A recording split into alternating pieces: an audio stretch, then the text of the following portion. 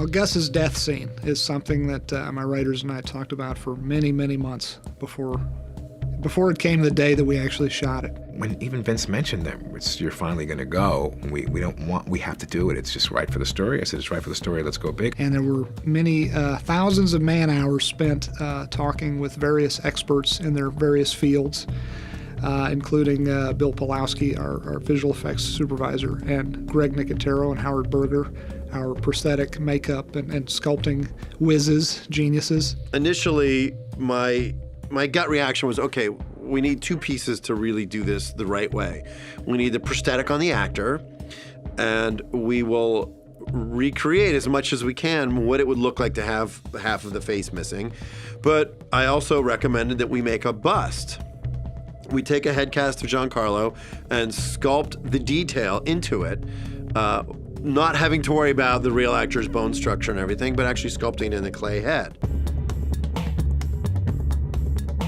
So Giancarlo came up to the shop. We did a full head cast of him. It was a very interesting process to not only get my head cast and figure out what that look may be. From there, John Wheaton, who was our designer, we did a bunch of Photoshop renderings. The ear missing, the ear still there, the jaw missing, the jaw still there, the eye there. A bunch of ideas for Vince to look at. And Vince and all of us would look at it, all the writers and the producers, and we'd all talk about it, and then we'd give him Vince's notes and everybody's thoughts, and they'd make adjustments. So that process took a little bit of time. I think the thing that's most important is always to have a 3D representation of what we're doing, instead of, you can only get so far with Photoshop design work. So we sculpted a bust. Garrett Immel created this sculpture based on the artwork that we had showed Vince, and it was anatomically correct. You know, we put the bones where the bone should be, the jaw, the blown off jawbone, the eye socket, all that stuff. We matched as anatomically correctly as we could to what Giancarlo's real face looks like. And from that point on, we then sculpted a matching prosthetic that he would wear that simulated the exact same look. Once this was all approved and everybody loved it, we went ahead and we sculpted a makeup. And this is actually the makeup that's going to go onto his face. So it's pretty much a duplicate of this damage, minus all these pieces that are all blown inward, you know, all the pieces that are missing, which will then be digital augmentation. Then I'll take a marking pen and then put little tracking marks over the makeup.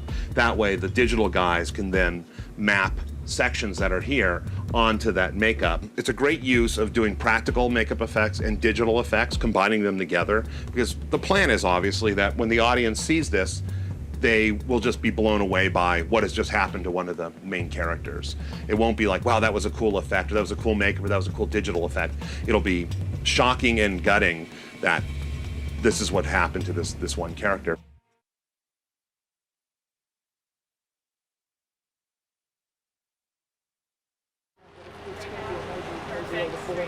The day we shot this in the abandoned, this really was an abandoned nursing home that we shot in. It was quite a tense day for me. I was pretty nervous that day, and I was a little on edge because I knew I was running out of time. As always, when you're directing, you're running out of time. You're running short of time to get all the things that you want to get shot. Am I correct in assuming he's calling me from inside saying everything's cool? Yes, he is. Very busy day. You know, I have a lot of makeup to go through. We have the first shot where I can just be sort of natural and normal, if you can call that, getting into the Gus character, trying to find a natural state. The only mark. And you get to go ahead.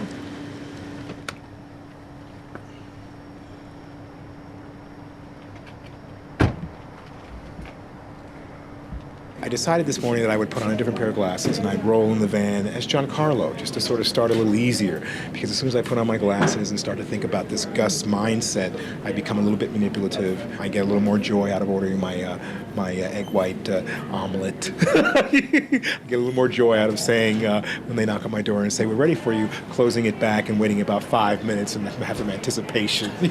So it's kind of cool that I'm in this really jolly place right now, but obviously I sink down into a deeper, more darker zone as I get closer to my destination and what I have to do. I can do it. Absolutely. We absolutely knew that season 4 was leading to the demise of Gus. We knew from the beginning. And it was not because we wanted to get rid of Gus Fring as a character, I can tell you that. It was a sad day when we realized that Gus had to go. It's absolutely a big day as producers. I mean, having Vince here, our creator and executive producer here directing is so exciting for the cast and for the crew. But my day will get a bit more grueling as we go on, as I start to make this transformation that I have to make to come to my ultimate demise.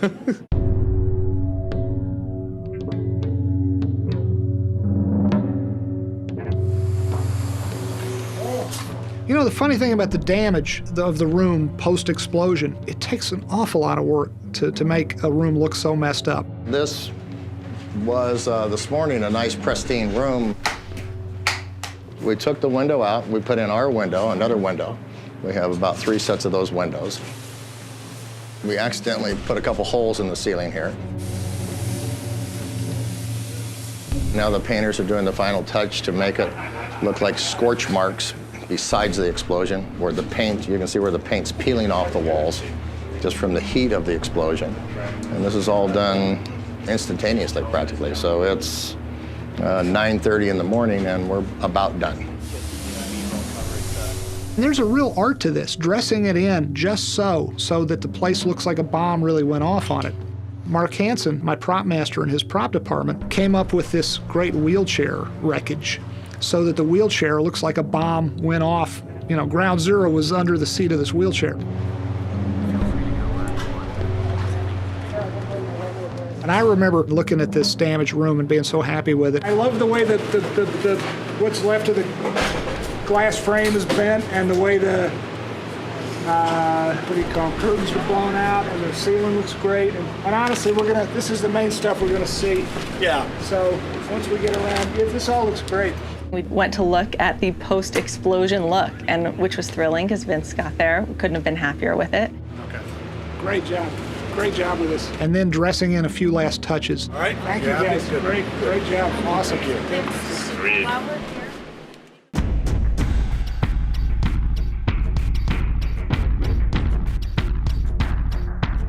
You want me to use black dot on any of the bone? It's gonna be this is the color, right? Yeah, it'd probably be somewhere like in there. I'm gonna definitely gray it, or gore it up and gray it up a bit. For this episode, we're just gonna be augmenting the makeup appliance with digital effects. Maybe even yellow, just something that we can really read. The tracking marks will allow us to digitally replace part of the jaw and part of the side of the head as needed. Yeah, probably about that size. Okay. And we can make it a little bit bigger by just... Yeah, whatever you want. Can you make it bigger while we're out on set? I can do whatever you want. Okay. Yes. I can't make it smaller, but I can make it bigger. Okay.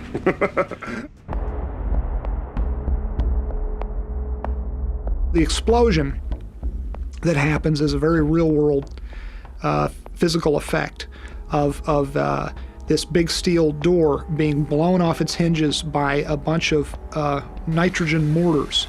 There's huge canisters of very highly pressurized gas. Today we're going to blow that door out. That's T.O.'s room. And what we have in there is some large air mortars, a lightweight door, a lot of debris. And we're going to do this non-pyro. It's a lot safer. And on cue, we'll blow that door out. We'll drop a picture. We'll drop some ceiling tiles. The light fixtures will drop down all at the same time. That door should end up somewhere where we are, right around here, I think, if all goes really well. What looks like an explosion caused by a bomb is in fact a bunch of very powerful mortars releasing gas instantaneously in such a volume and such a quick snap that if you're standing in front of this door when this thing went off, you'd be killed. I think that's it. These 2 panels, Ken, which else is dropping? All 3. We're prepping all of our pieces to fall off the ceiling. We have all remote trips on that stuff for the lights, for the ceiling tiles, for some dust, for some debris. Then when they're done inside and Vince okayed it, which I think he just did, we're gonna go ahead and start getting our air mortars in there and lined up for the door. On cue, Ken's gonna push the button that's gonna trigger all the mortars, which will blow this door off at pretty high speed. The second he senses that or hears that, Mike is going to trigger all of these to drop, and ideally, the wind and the door will catch them, and take them with them. I want some big pieces flying that way. And ideally, this door will come out a little bit sideways like this so that they can see the burn side of the door. That's our hope. And when it comes over here, it's gonna hit this to stop it, and we hope it, I don't think it's gonna knock this over, but I think it's gonna break over this.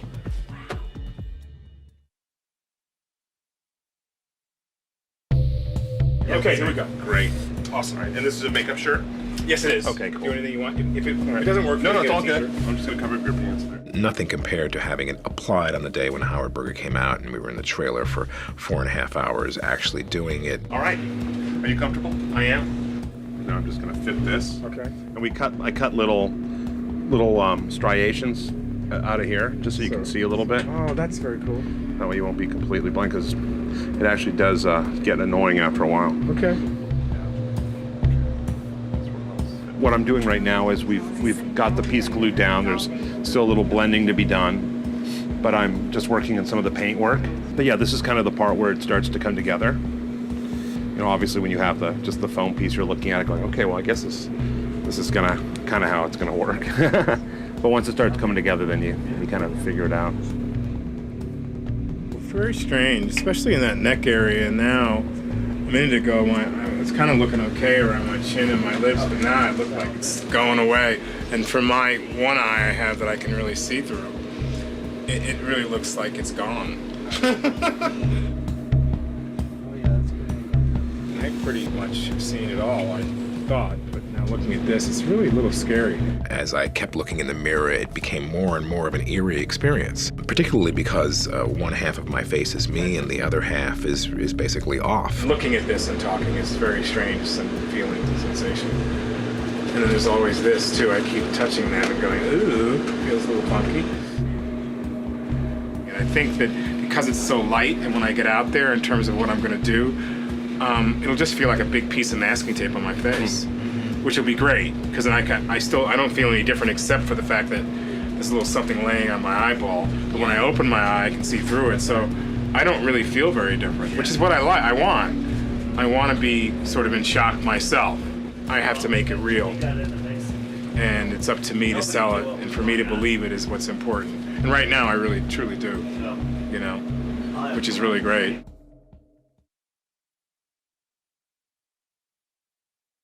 We're going to cut to something like a 21 or so, something that holds us floor to ceiling. And we're going to see this explosion obliquely. I always pictured and I always pitched to the writers Gus's death being this explosion, but then the aftermath, you know, boom, the bomb goes off and you see the door go flying, you see this nursing home explode. The door's going to go boom and some tiles are going to come down, this light's going to go off, the door's probably going to knock into this bookshelf. Once the smoke was clearing from that explosion, I always pictured Gustavo Fring walking out, appearing seemingly unscathed. And then yet the camera comes around on him, and we reveal this horrific damage. Half his face is gone. And Andy on his Steadicam comes around and slowly reveals as we clock around his face that half his head is actually gone. And it involved making one seemingly uninterrupted, seamless take actually be composed out of two separate takes. What a great reel. He was on the phone and he turned. Yeah, how about that? I was just talking about good. I was very apprehensive. And after stepping out of the trailer, walking to the set, there are all the reactions that come from people before we've even shot it. Maybe a little more, could maybe some of this hair be, maybe some more, More cinched back. Sure, absolutely. Hey, yeah, no worries. And so I remember my instinct, I wanted to go through the back door. I didn't want people to see me. People were like, oh my gosh, what a great job, all these things. And I wanted to be in the moment of the reality and truth of what I had to do. On the last day of shooting episode 13, I wanted to go to see Giancarlo's finale as Gus. Mess with me. Bad things happen. I knew that was good. I knew that was coming. When I saw what they were doing, I thought, oh my God. How is it, brother? It's good. It's better now. Much better now. I see you. Show these guys. Yeah. Right. Yeah. No, and I know what it takes to have those kind of prosthetics going on. You have to zen out when you go into prosthetics like that? Yeah, you have to relax. Yeah. And also emotionally, what's going on with you. It's like your character is going to die in this spectacular way, but still, he's going to die. And I've been in that situation many times. What I was talking about. Took me a few minutes. Hi. And what are you going to look like? You mean he's going to look like that and I'm going to look like this? Well, yeah. Yeah. Okay. Well, my character ends up in the air. We don't know what happens. Okay. This is good. We know what happens to you. You look like one of those books they gave me in health where you turn a transparent page and you see inside the body. You need a transparent This thing is what over it. happens when you mess with dirty girls. Syphilis in its later stages. It was fun to see that, and yet knowing, as everyone did, that was the end of Gus Fring was, 3 years in the making. It's very exciting. We're about to blow up this room behind us here, and it's very exciting to watch, and wondering how loud it's going to be. But we've seen lots of tests. Our special effects crew is awesome. They do a great job always. So we've seen lots of video tests, but now is the big moment with all the different elements all coming together. And it should be very exciting. We're going to clear this entire area because the blast is pretty big. It's very strong. So the whole area will be clear, except for our cameraman who's raking it, so he'll be safe. And we're all going to be in Video Village watching the monitors or hiding in various safe places around the set. And everybody will stay out until the special effects guys say, okay, all's clear. Orders have gone off, explosion's done, and we can all step in. And then we'll set up for the reveal of Gus. Fire in the hole. Fire in the hole. There. Rolling. 3, 2, 1.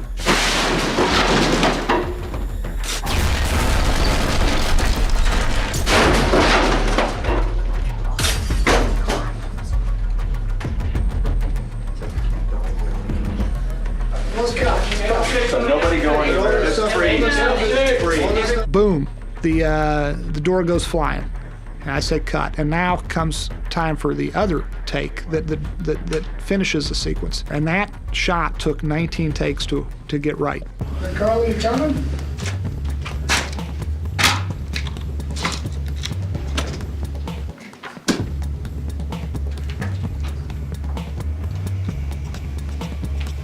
Door.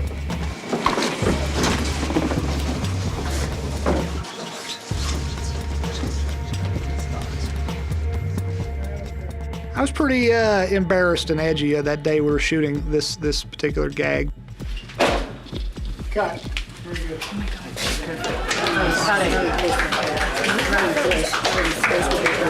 Let's go again. Typically, you do in TV, especially, you do maybe 1, 2, maybe 3 takes, 4 takes. Once you get past 4 or 5, five's okay. Once you get to 6, okay, something special like this, 6, 7, 8, all right. Once you get into the teens, you know something is not working right. Cutting. Once again. Vince is very particular and very specific about what he wants, and there were so many different elements going into this. The smoke. A little big blast of smoke. Let's get a little big chunk of smoke in here. The 2 nurses that come running up, Giancarlo's drop, the adjustment of the tie.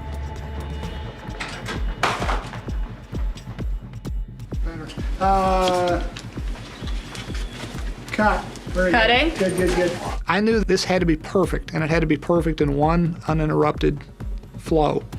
So I needed it to be just so. And I got more and more nervous the more takes it went. Cut. Cutting. And then Giancarlo is such a trooper. He's such a pro. The character of Gus Fring is so strong that you buy that moment of his physical, mental prowess, his intention, his focus. But luckily, take 17 was pretty good. Take 18 was even better. And then take 19 was like, boom, perfect. Cut. Best one yet. Good. So Vince did 19 takes, and he used the 19th take. And when we were in post, we looked at all 19 takes, and and Vince picked the 19th one, but I believe, and I could be wrong about this, I have to check with the editor, but I believe he asked the editor to not tell him which take was which until afterwards, and it was, in fact, the 19th take that he picked. But I'm proud to say we used take 19. We didn't go back and shoot 19 takes and then go back and use number 1. Although it looks like one continuous shot in the final result, it's actually the result of 2 different visual effects shots, a locked-off special effects shot and then an actor performance shot. We shot it with a locked-off camera. We shot the explosion, and it left the debris like right in the middle of the shot.